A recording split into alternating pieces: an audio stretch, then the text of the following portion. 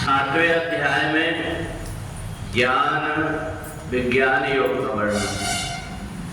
नाहं प्रकाशा सर्वस्य योग माया समावृतः मूढ़ोऽयं नाभिजानाति लोको मां मजव्ययम्। भगवान कहते हैं कि मैं योग माया से ढका हुआ हूं, इसलिए जब तक के व्यक्ति को ज्ञान नहीं हो जाता मुझ अपनासी परमात्मा के स्वरूप को नहीं जान पाते। संसार में परमात्मा इसलिए दिखाई नहीं देता, जिस प्रकार से कि दूध में घी है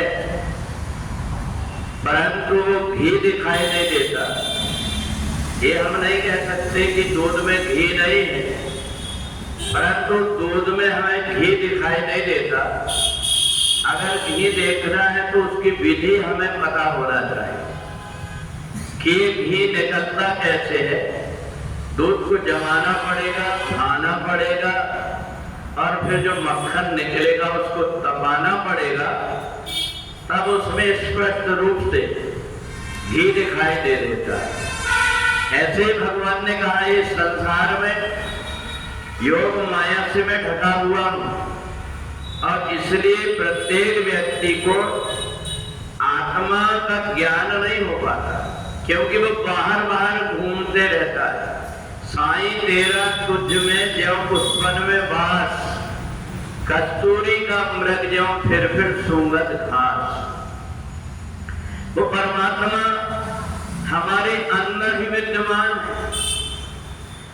जैसे फूल में सुगंध है, उसी प्रकार से वो परमात्मा आत्मा में विद्यमान है।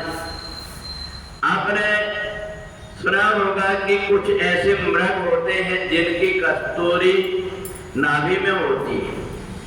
जब मृग की नाभि में कस्तूरी उत्पन्न होती है उसको बड़ी सुंदर गंध आती है। इधर उधर वो घास सूंघता है कि ये गंध कहां से आ रही है, परंतु उसको गंध कहां से आ रही है पता नहीं लग पाता। अगर उसकी जगह मनुष्य को होता और ऐसा उसको अंतर्मुखी अगर होने का अभ्यास कोई बता देता तो उसको पता लग जाता है कि मैं घास में ढूंढ रहा हूं, वो चीजें मेरे अंदर। तो इसलिए भगवान कहते हैं कि तुम मेरे को बाहर बाहर ढूंढते रहते हो और इसलिए तुम मेरे तक नहीं पहुंच पाते। मेरे जो मूर्तियां हैं, ये मूर्तियां ऐना का काम करती है।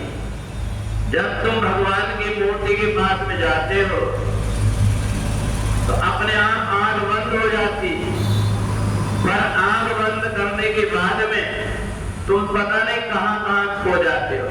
तुम अपनी आत्मा की तरफ नहीं जाते। जैसे हम ऐना के सामने खड़े होते हैं तो आंख खोल करके खड़े होते हैं, पर भगवान के सामने जब खड़े होते हैं तो हमारी आंख अपने आप बंद होकर के ये बताती है कि तुम अपनी आत्मा में झांको, मैं तुम्हें प्रकाश दे रहा हूं। और उस प्रकाश में व्यक्ति जब अंदर झांकने लगता है तो फिर उसको पता लग जाता है कि परमात्मा मेरे अंदर विद्यमान है और फिर वो उस परमात्मा की खोज करने लगता है।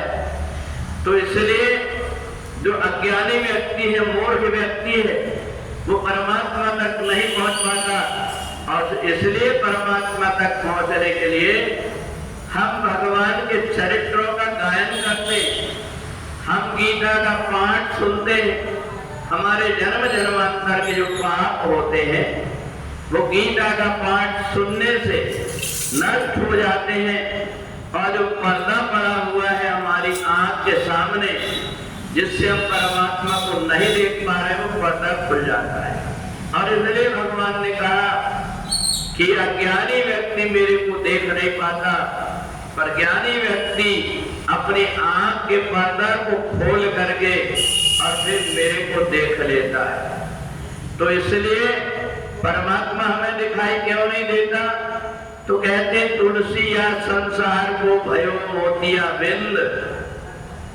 मोतिया बिंद जिसकी आंख में हो जाती है तो पास में रह करके भी वस्तु नहीं दिखाई देती, पर ये मोतिया बिंद का हम इलाज कैसे करें? तो कहा सतगुरु साचा वेद है, अंजन है सत्संग, ज्ञान सदा का लगत ही कटक मोतिया बिंद।